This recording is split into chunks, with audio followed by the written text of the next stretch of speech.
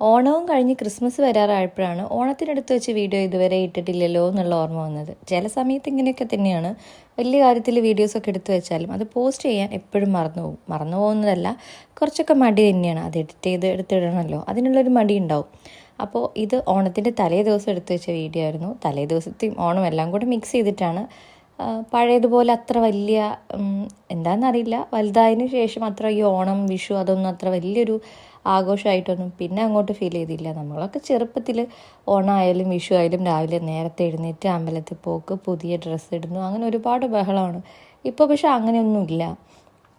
സാധാരണ ഒരു ദിവസം പോലെ തന്നെ ആയിട്ട് മാറിയിട്ടുണ്ട് നമ്മുടെ ഈ ഓണം വിഷു അതൊക്കെ. അപ്പോൾ ഇത്തവണ പ്രത്യേകിച്ച് ഭയങ്കര ബോറിംഗ് ആയിരുന്നു. കാരണം കുട്ടികളില്ലായിരുന്നു, അവർ രണ്ടുപേരും എൻ്റെ വീട്ടിലായിരുന്നു അവരുടെ ഈ വർഷത്തെ ഓണം.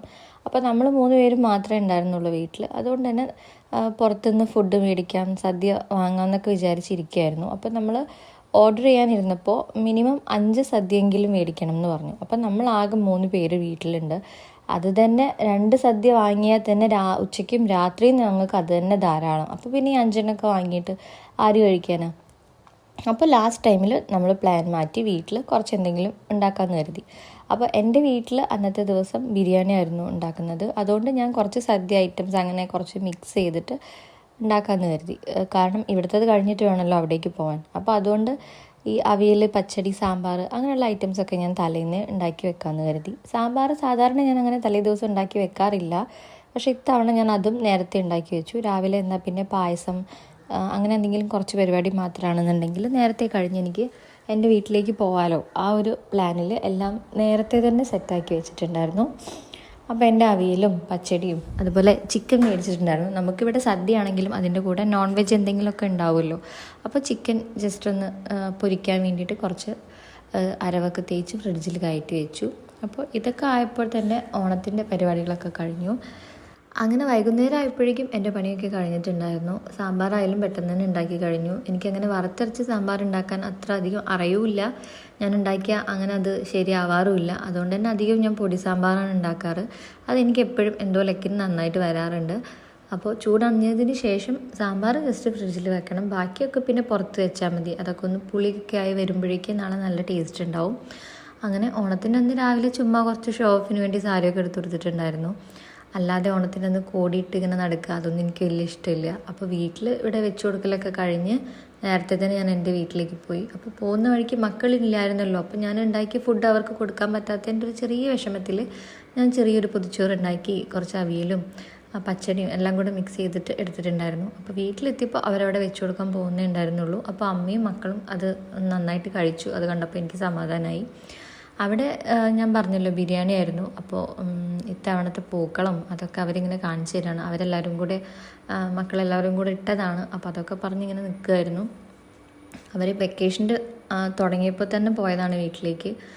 അന്ന് മുതൽ അവരവിടെ തന്നെയാണ്. അപ്പോൾ പൂടാനും ഒക്കെ ആയിട്ട് ഭയങ്കര ബഹളവും കാര്യങ്ങളും അതിൻ്റെയൊക്കെ ഒരു ഇതിലായിരുന്നു അവർ.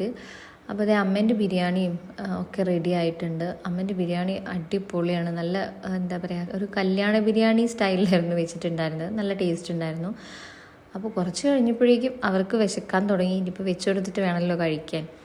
അപ്പോൾ അതിനുള്ള ഒരുക്കത്തിലൊക്കെ ആയിരുന്നു. അമ്മ അതുപോലെ നല്ല പായസം ഉണ്ടാക്കിയിട്ടുണ്ടായിരുന്നു. നമ്മുടെ മിൽമേൻ്റെ ഇൻസ്റ്റൻറ്റ് പാലട മിക്സ് നല്ല അടിപൊളി ടേസ്റ്റാണ്.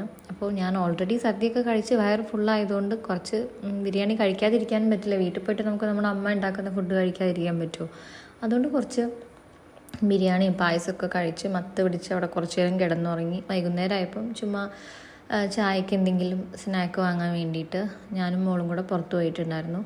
അവൾക്ക് ഏത് കടയിൽ ചെന്നിട്ടുണ്ടെങ്കിലും അവിടെ പുതിയതായിട്ട് എന്തെങ്കിലും ടോയ് പോലെയുള്ള ഓരോ മുട്ടായും കാര്യങ്ങളൊക്കെ ഉണ്ടാവും. അത് മുട്ടായി കഴിക്കാൻ വേണ്ടിയിട്ടല്ല, പക്ഷേ ആ ഒരു ടോയ് കാണുമ്പോൾ അവൾക്കത് വേണം. അങ്ങനെ അതേ 2 പേർക്കും കൂടെ വേണ്ടിയിട്ട് വാങ്ങിച്ചിരിക്കുകയാണ്. അപ്പോൾ ഞാൻ എപ്പോഴും കളിയാക്കും, ഇത്ര വലുതായിട്ട് ഇതൊക്കെ എന്തിനാണ് ഇനിയിങ്ങനെ വാങ്ങിക്കണമെന്ന്. അവർക്കതെന്തോ ഒരു ഇഷ്ടം. അങ്ങനെ അതൊക്കെ വാങ്ങി നേരെ വീട്ടിലെത്തി ചുമ്മാ ഇങ്ങനെ മുറ്റത്തോടെ നടക്കുമ്പോഴാണ് വലിയൊരു പേക്കാച്ചിത്തവളേനെ കണ്ടിട്ടുണ്ടായിരുന്നത്. ഇതിന് കിണറ്റിലും പുഴയിലൊക്കെ ഇങ്ങനെ കണ്ടിട്ടുണ്ട്, പക്ഷേ ഇവിടെ ഇങ്ങനെ പുറത്തിങ്ങനെ ആദ്യമായിട്ട് കാണുകയാണ്. കുറേ നേരം അതിനെ തോണ്ടി വെറുപ്പിച്ച് നേരെ അത് പോയി പുഴയിലേക്ക് ചാടിയപ്പോൾ സമാധാനമായി. അങ്ങനെ അതിനുശേഷം കുറച്ച് നേരം സിനിമയൊക്കെ ഉണ്ടായിരുന്നല്ലോ ഓണത്തിന്, അതൊക്കെ ടി വിയിൽ കണ്ടു. അപ്പോൾ ഈ വൈറലായിട്ടുള്ള ലോട്ടസിൻ്റെ ഡിസൈൻ ചുമ്മാ ഒന്ന് ഇട്ട് നോക്കാമെന്ന് കരുതിയപ്പോൾ ഇട്ട് വന്നപ്പോൾ ആകെ അതേ കുളമായി ഇങ്ങനത്തെ ഒരു പരുവത്തിലായി. അതിൻ്റെ വിഷമത്തിലാണ് അവളിരിക്കുന്നത്. ഇത് എന്ത് ഡിസൈനാണ് അമ്മ എന്ന് ചോദിച്ചിട്ട്. അങ്ങനെ വൈകുന്നേരം ഞാൻ മാത്രം വീട്ടിലേക്ക് തിരിച്ചു വന്നു. അപ്പോൾ പായസം, സേമിയ പായസം പ്രത്യേകിച്ച് ഫ്രിഡ്ജിൽ വെച്ച് തണുപ്പിച്ച് കഴിക്കാൻ നല്ല ടേസ്റ്റാണ്. അപ്പോൾ ഫ്രിഡ്ജ് എന്തായാലും ഫുള്ളായിട്ടുണ്ട്. അവിയലും പച്ചടിയും സാമ്പാറും എല്ലാം ഉണ്ട്. അപ്പോൾ ഇനി കുറച്ച് ദിവസത്തേക്ക് എന്തായാലും ഒന്നും ഉണ്ടാക്കണ്ട. ഓണം കഴിഞ്ഞ എല്ലാ വീട്ടിലും ഇത് തന്നെയാണല്ലോ അവസ്ഥ. അപ്പോൾ ലേറ്റായി എന്നറിയാം, എന്നാലും എല്ലാവർക്കും ഹാപ്പി ഓണം. അപ്പോൾ നമ്മുടെ വീഡിയോസ് ഇഷ്ടപ്പെടുന്നുണ്ടെങ്കിൽ ലൈക്ക് ചെയ്യാൻ മറക്കരുത്. Thanks for watching.